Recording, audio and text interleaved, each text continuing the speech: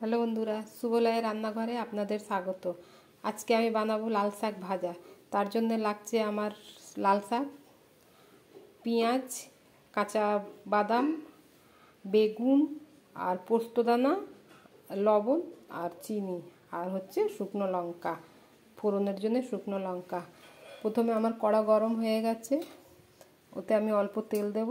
তেল দিয়ে বাদামটাকে ভেজে নেব। আমি এই কাঁচা বাদামটাকে ভেজে তুলে নিচ্ছি।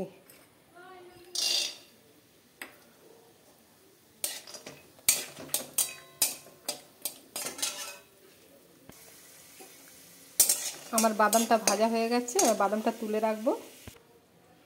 এই তেলে আমি বেগুন ভেজে নেব।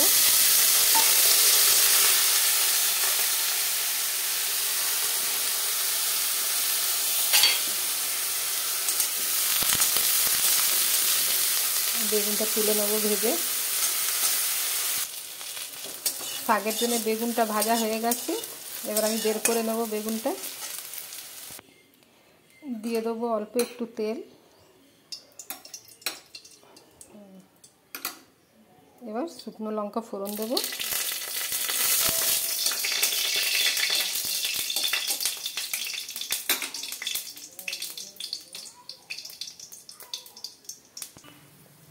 দিয়ে দেবো পেঁয়াজ কুচি।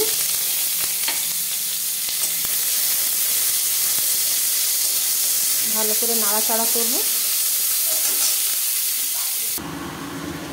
আমার পেঁয়াজটা ভাজা ভাজা হয়েছে, এবার দিয়ে দেবো পোস্ত। আমি শুরুতে পোস্ত দিইনি, দিলে আবার পুড়ে যেত পোস্তটা, এই জন্য আমি এখন দিলাম। পোস্তটা ভাজা ভাজা হয়ে গেছে, এবার দিয়ে দেবো শাকটা। শাক দিয়ে ভালো করে নাড়াচাড়া করবো।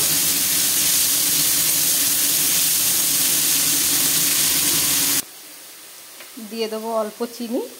আমি লবণ এখন দেব না, আমার শাকটা যখন সেদ্ধ হয়ে যাবে তখন লবণটা দেবো। আমি জলও দেব না, গ্যাসটা কমিয়ে এমনি সেদ্ধ হয়ে যাবে, জল ছাড়বে। ঢাকা দিয়ে দিই। মাঝে মাঝে খুলে দেখব সেদ্ধ হয়েছে কিনা শাকটা।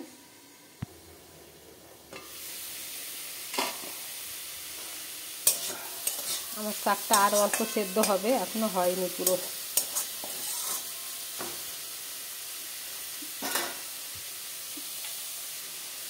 দিয়ে দেবো অল্প লবণ, স্বাদ মতন লবণ দিলাম।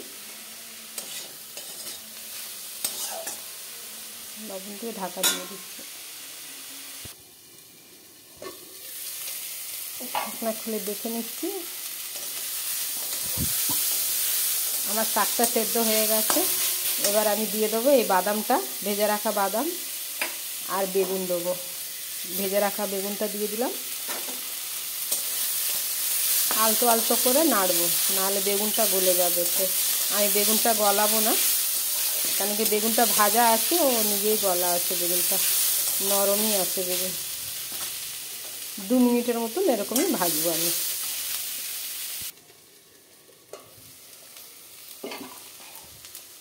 আমার শাক ভাজাটা হয়ে গেছে, আমি একটা বাটিতে ঢেলে নেবো। এবার আমার শাক ভাজা রেডি হয়ে গেছে। আমি এইভাবেই করি লাল শাক ভাজা।